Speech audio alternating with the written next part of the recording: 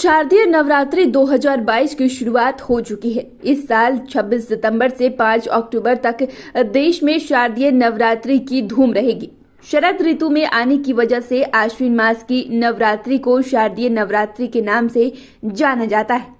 नवरात्रि के इन पावन दिनों में मां दुर्गा के 9 रूपों की पूजा अर्चना की जाती है और मां की कृपा प्राप्त करने के लिए व्रत भी किए जाते हैं। लेकिन क्या मां दुर्गा के सभी 9 रूपों का रहस्य आप जानते हैं? अगर नहीं तो वीडियो के आखिरी तक जरूर बने रहें।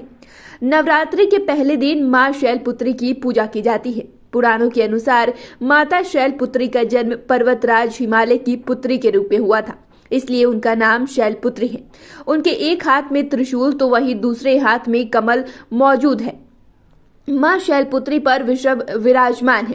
बता दें कि मां शैलपुत्री को संपूर्ण हिमालय पर्वत समर्पित है। नवरात्रि के पहले दिन इनका विधि पूर्वक पूजन करने से शुभ फल प्राप्त किया जा सकता है।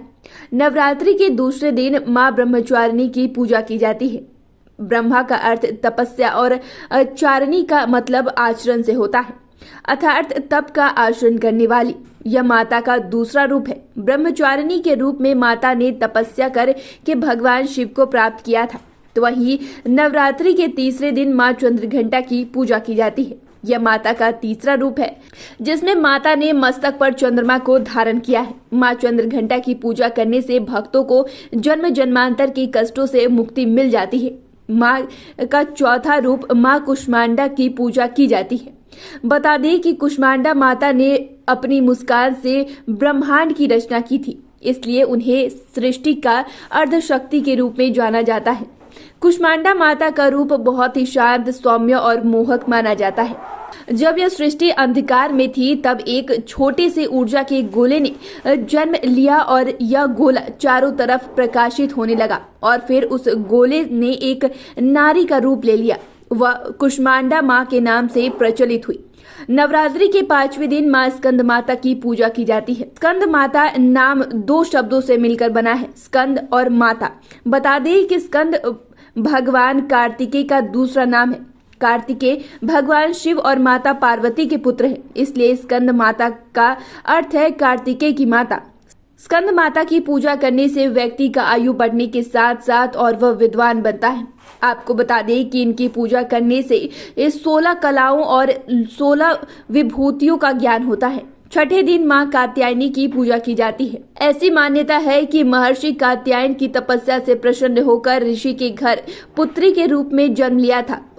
इस वजह से वो कात्यायनी कहलाती है। मां कात्यायनी की पूजा करने से भक्तों को अर्थ, धर्म, काम और मोक्ष चारों फलों की प्राप्ति होती है। सभी रोग, भय आदि दूर हो जाते हैं। मां कात्यायनी की कृपा से शादी में आने वाली बाधाएं भी दूर हो जाती हैं। वही नवरात्रि के 7वें दिन मां कालरात्रि की पूजा की जाती है। काल का अर्थ मृत्यु होता है और रात्रि का अर्थ अंधकार होता है, अतः काल रात्रि का अर्थ अंधकार और अज्ञानता की मृत्यु होती है। बता दें कि मां कालरात्रि दुर्गा का सबसे भयंकर रूप है।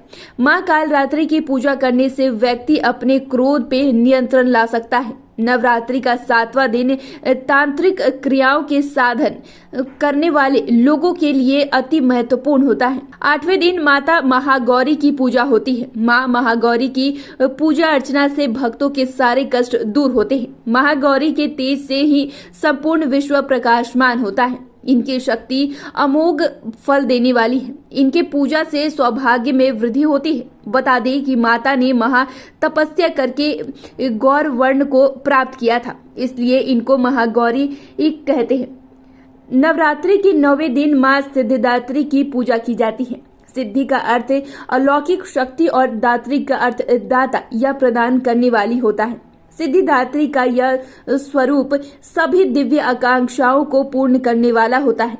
इस रूप में मां कमल पर विराजमान है। पुराणों के अनुसार मां सिद्धिदात्री की पूजा करने से अणिमा, महिमा, गरिमा, लधिमा, प्रकायमय, ईश्वर शक्ति और वशिष्ठ 8 सिद्धियां प्राप्त होती हैं और असंतोष, आलस्य, ईर्ष्या, द्रोष आदि से छुटकारा मिलता है। तो इस विषय में आपकी क्या राय है, हमें कमेंट कर जरूर बताएं। आपके लिए जानकारी लिखी है हमारे सहयोगी प्रणव ने। तो फिलहाल के लिए इतना ही। चैनल को सब्सक्राइब करें, फेसबुक पेज को लाइक करें। वीडियो देखने के लिए आपका शुक्रिया।